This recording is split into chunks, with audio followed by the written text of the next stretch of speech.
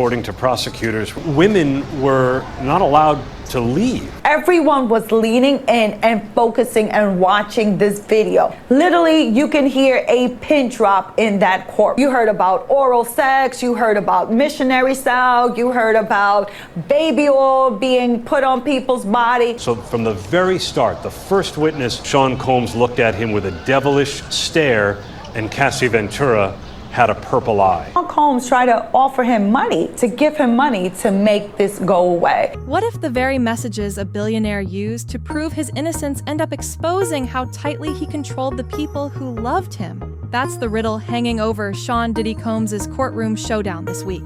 Facing racketeering and sex trafficking charges that could lock him away for life, Combs watched as his ex-girlfriend of 11 years, Cassie Ventura, endured 4 days of grilling that felt more like a psychological pressure cooker than cross-examination. Some jurors leaned in, some looked away, and all of them kept one eye on a screen displaying hundreds of intimate emails and texts. "I'm always ready to freak off, LOL." The defense called those love notes. The prosecution called them a blueprint for coercion. We're unpacking every layer: the freak-off texts, the jealousy wars, the drug spiral, the mystery deaths, and the industry fallout already costing Combs more than money. Stick around, because the witness who followed Cassie may prove even more devastating. But first, let's rewind to the 4 days that changed the tone of an entire trial. Cassie walked into the Manhattan federal courtroom, 8.5 months pregnant, soft-spoken, and steady. For 2 full days of direct testimony, she described an 11-year relationship built, in her words, on cycles of charm, control, and pure terror. She told jurors about weekly freak-offs, sex parties featuring paid escorts, drugs, and hidden phone cameras, about a 2016 hotel hallway beating caught on surveillance video, about burner phones she used to hide a brief romance with rapper Kid Cudi, and about threats to release explicit footage if she ever tried to leave. When prosecutors played that hotel video, the room froze. Even Combs' own attorneys conceded the clip was indefensible. Then came cross-examination. Defense lawyer Anna Estevano began with a whisper. "You loved him, didn't you?" Cassie answered, "I did." And the defense unloaded a decade's worth of tender emojis and playful nicknames. The idea was simple. If the jury believed she'd been terrified for years, why did her messages sound like newlywed banter? Yet the longer those texts scrolled, the clearer one pattern emerged. Almost every affectionate note was followed by a demand, an apology, or a promise of secrecy. The courtroom temperature never budged, but the jurors' eyes ping-ponged between Cassie and the screen as though decoding Morse code. One reporter whispered that it felt less like romance and more like reading captivity in real time. But the defense wasn't done. They had a digital time machine ready. At 10:17 a.m. on day 4, Estevon projected a 2009 thread. "Diddy, when do you want to freak off?" Cassie, "I'm ready. Friday works." She even suggested which escort to book. To the defense, that looked like enthusiastic planning.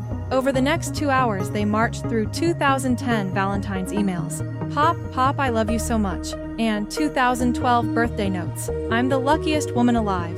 The unspoken question: can someone who organizes their own freak-offs really claim trafficking? Yet each message also hinted at lopsided power. Cassie often signed off, "your baby girl," while Combs referred to her as property in a half-joking 2011 email. She chose dates, but he chose who else was invited. She confessed she felt like the girlfriend you get your fantasies off with. Defense counsel skimmed past that line.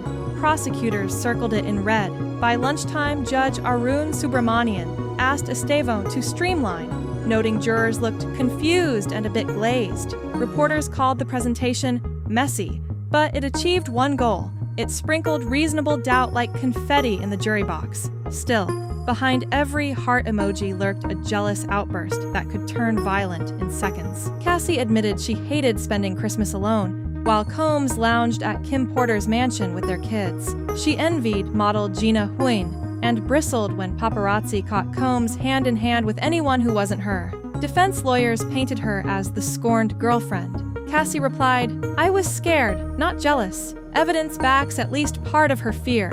In 2012, After learning Cassie had texted Kid Cudi from a burner phone, Combs allegedly threatened to blow up the rapper's car.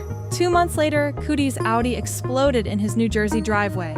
Local police never charged anyone, but rumors in hip-hop never died. And then there's Kim Porter.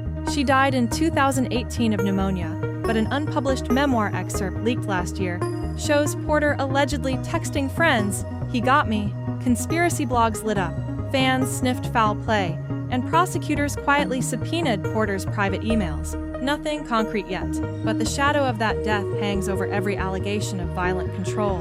Jealousy is combustible, but so are synthetic drugs. Prosecutors say narcotics were Combs' second weapon. Special Agent Yasin Binda testified that a 2024 Park Hyatt raid turned up ketamine, MDMA, and pink Tusi powder stashed in nightstands beside baby oil and wads of cash. Cassie told jurors ecstasy made her numb enough to survive freak-offs that went on for days. The defense pivoted. Actually, she was the addict. Combs once begged dealers not to sell to her. They highlighted a 2013 Playboy Mansion bash where Combs allegedly OD'd and Cassie drove him to ER. If the mogul was secretly battling withdrawals, could that explain erratic violence more than criminal intent? Jurors scribbled notes. Nobody nodded yes or no. But the government's RICO map links those same drugs to trafficking. Escorts were supplied ketamine party favors before group sessions. Plane tickets came with a side of pills. If jurors buy that, every gram becomes proof of a broader criminal enterprise. And the next witness would connect even more dots. Late Friday, singer Dawn Richard stepped into the witness box, her voice low but clear. She described touring with Combs in the 2000s, watching him hurl a hot skillet at Cassie's head because breakfast was late, and seeing Cassie days later with a bruise shaped like the pan's rim. She recalled studio nights when Combs bragged about filming girls choking on cash. Richard said she quit Bad Boy in 2014 after he pinned her against a wall for refusing a freak-off invitation. Her testimony stunned the room. She wasn't a jilted ex. She was an employee who once called Combs family.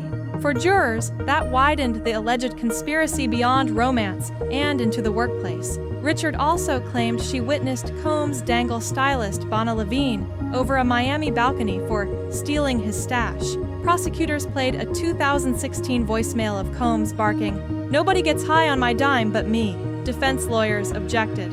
Judge Subramanian let it play.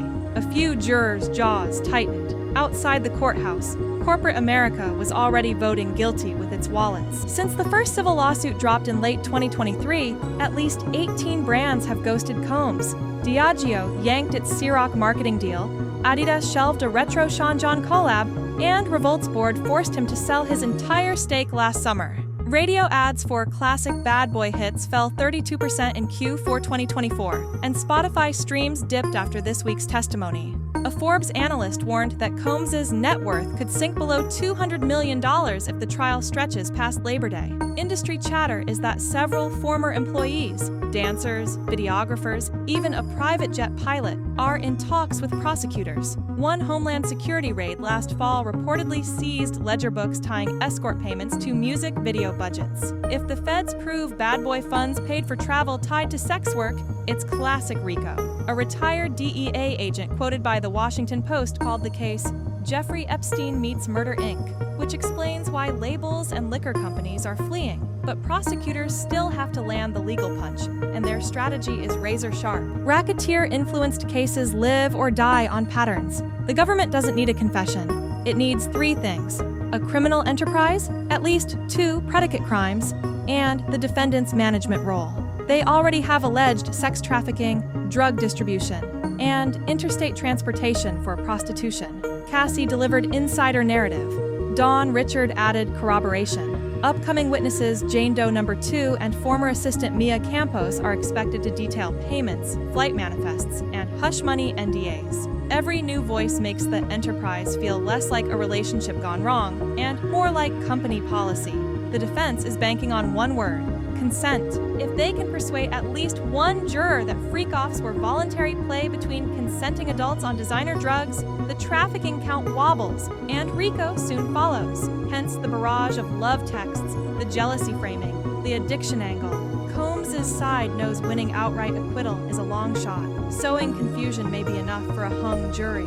So where does that leave the man who once called himself Brother Love? Next week resumes with redirect on Cassie's final testimony points, then alleged victim Jane. If her story lines up with Cassie's, the prosecution's pattern becomes nearly unbreakable. If she wavers, the defense gets fresh oxygen. Meanwhile, Combs, now in his mid-50s, spends each recess scribbling notes to his lawyers, his diamond cufflinks swapped for court-approved khakis. The outside world is moving on. Festival lineups scrub his name, and even some hip-hop DJs replace Bad Boy for Life with Cardi B or Future. So here's the parting thought. In federal court, it's never just about what happened. It's about what the jury believes happened. Do the sweet nothings and party planning prove Cassie was a willing partner? Or do they show how expertly a powerful man disguised coercion as romance? We'll find out soon enough, because the next witness claims she's got the receipts that could bring the bad boy kingdom crashing down. Stay tuned, hit subscribe, and drop your take in the comments, because this story is still unfolding, and the next twist might be the one that shocks everyone.